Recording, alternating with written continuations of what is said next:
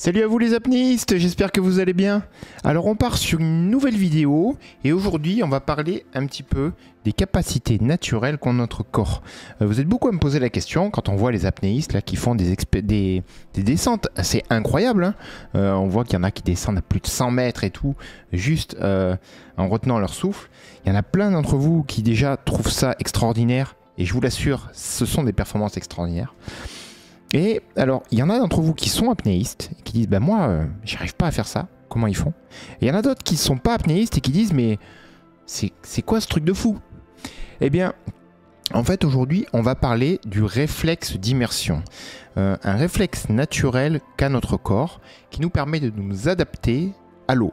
En fait, vous allez voir que notre corps est une machine assez incroyable dont on n'a pas encore compris tous les mécanismes, mais qui est surtout une machine qui est capable de s'adapter à beaucoup de choses. Et notamment, on a un passé, un passif, où l'on a vécu dans l'eau il y a des millions d'années. Hein. Peut-être même certains, comme par exemple Jacques Mayol, avaient une pensée en se disant que on descend du singe, certes, mais peut-être c'était un singe aquatique qui avait l'habitude de vivre dans l'eau. Donc bon, ce sont que des théories tout ça. Par contre, ce qui est sûr, c'est que notre corps, il est capable de s'adapter à l'eau de façon incroyable. En fait, il faut savoir que ces capacités-là sont assez folles. On va avoir plusieurs capacités qui vont s'activer, qui vont arriver lorsque l'on va s'immerger. Notamment lorsque l'on va immerger notre visage. Nous avons des capteurs qui se situent grosso modo autour des yeux et qui vont déclencher ce que l'on appelle des réflexes d'immersion. Ces réflexes d'immersion, vous en avez un qui va être notamment, on va revenir en détail sur chacun, mais la bradycardie, ralentissement du rythme cardiaque. On va avoir le blood shift qui va s'activer plutôt en profondeur, qui va protéger nos poumons de l'écrasement. On va avoir aussi la vasoconstriction périphérique qui va faire que notre sang va se concentrer sur les organes nobles. Aussi, quelque chose qui va se passer au niveau de la rate. On va revenir sur chacun en détail et je vais vous expliquer un petit peu ce qui se passe. Un des plus importants, c'est la bradycardie. Notre corps va de lui-même ralentir notre rythme cardiaque et notre besoin en oxygène pour pouvoir nous protéger, pour pouvoir protéger notre quantité d'oxygène restant et nous empêcher justement de trop consommer et d'aller vers une problématique plus rapide. Donc, tout ça, ça a pour but de nous protéger de toute façon. Vous le comprendrez au fur et à mesure de la vidéo. On a par exemple quelqu'un comme Jacques Mayol qui avait fait énormément avancer la compréhension de tout cela parce qu'il faisait énormément d'analyses, de tests. Notamment, il descendait en profondeur avec une machine devant lui et une machine derrière lui qui était capable de supporter la pression et qui était là pour pouvoir faire des radios de ses poumons en temps réel pendant ses apnées. Il descendait avec des cathéters dans ses artères pour pouvoir mesurer la pression sanguine. Et son but à lui, c'était de comprendre ce qui se passe pour mieux pratiquer. On a pu remarquer que lorsqu'il s'immergeait, juste avant, au moment de faire sa dernière inspiration, vu que l'on fait de l'hyperventilation, à partir du moment où vous ne respirez pas de façon passive, vous hyperventilez, même si c'est une hyperventilation douce. On en parlera dans d'autres vidéos, mais l'hyperventilation forcée n'est pas bonne pour l'apnée. Mais lorsque il faisait ses dernières inspirations, il pouvait avoir son rythme cardiaque qui montait jusqu'à près de 90 battements minutes.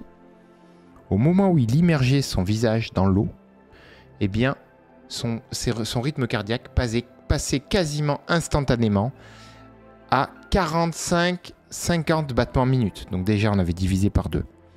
Et lorsqu'il arrivait en profondeur, à 100 mètres de profondeur, eh bien, il se retrouvait plus qu'à 27 battements minutes. Non seulement par le calme que lui-même avait apporté à son apnée, mais aussi grâce à cette bradycardie qui était le fait que son corps va de lui-même ralentir son rythme cardiaque. Alors tous les réflexes que l'on va voir ont pour but d'avoir une meilleure gestion de l'oxygène, un meilleur transport de celle-ci, une meilleure répartition de l'oxygène dans le corps et tout ça c'est un réflexe incroyable. Deuxième réflexe que notre corps va activer, c'est la vasoconstriction périphérique. Alors qu'est-ce qui se passe? En fait, on en avait parlé dans la gestion des émotions, où on allait stimuler le système sympathique ou le système asympathique.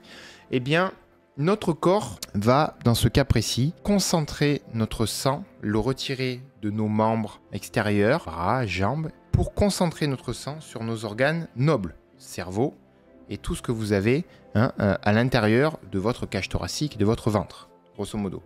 Le but de ça, c'est de favoriser une meilleure oxygénation de tous ces organes qui sont nécessaires à notre bonne vitalité et d'assurer que le transport de l'oxygène va se faire vers ces organes.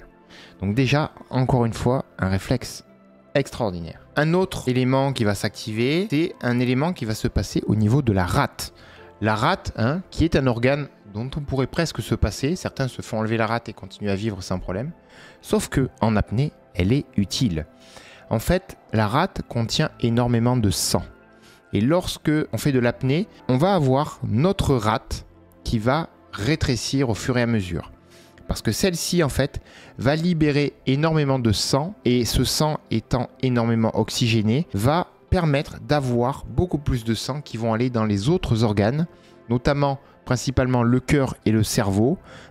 Et donc, plus on va rester longtemps en apnée, plus elle va rétrécir et plus elle va libérer une partie du sang qu'elle contient pour pouvoir la diriger vers ces organes-là. Autre élément connu à ce jour, connu par moi à ce jour, parce qu'il y en a d'autres, c'est le blood shift. Le blood shift, qu'est-ce que c'est?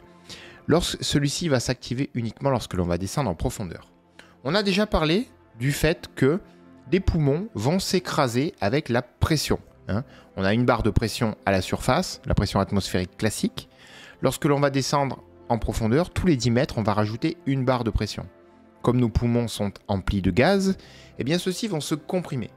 Lorsque l'on va arriver donc à 2 barres de pression, c'est-à-dire à 10 mètres de fond, eh bien nos poumons auront déjà diminué de moitié, puisque la pression aura doublé.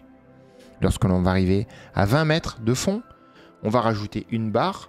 Donc nos poumons, on sera à 3 barres, nos poumons ne feront plus qu'un tiers de leur taille habituelle.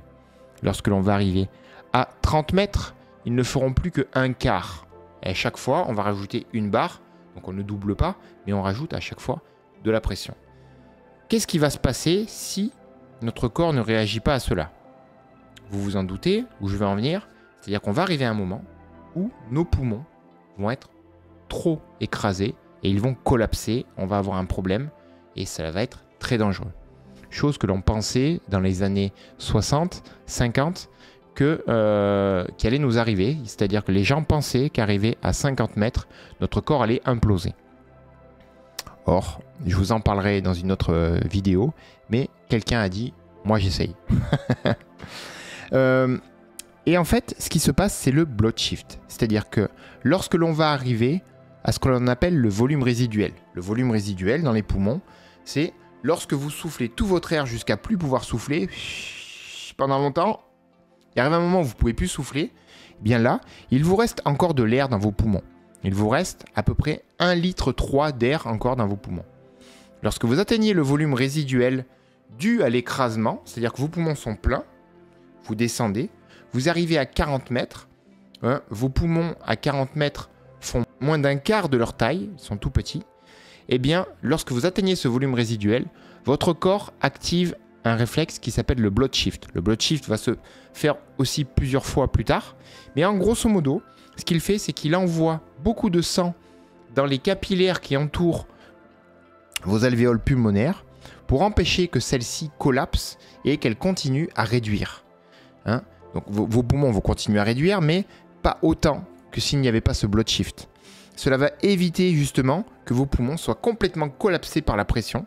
Alors du coup, vous allez vous retrouver avec une grande quantité de sang autour de ces alvéoles, ce qui va prendre une place de ce que prenaient vos poumons habituellement. Et donc en remontant, vous allez potentiellement sentir une gêne le temps que ce sang s'enlève de ses capillaires et retourne à sa place. Mais cela va permettre au corps de gérer l'écrasement de la pression. Notre corps est assez incroyable quand même. C'est une machine qui nous protège énormément. Et c'est comme si on avait toujours été fait pour faire ça.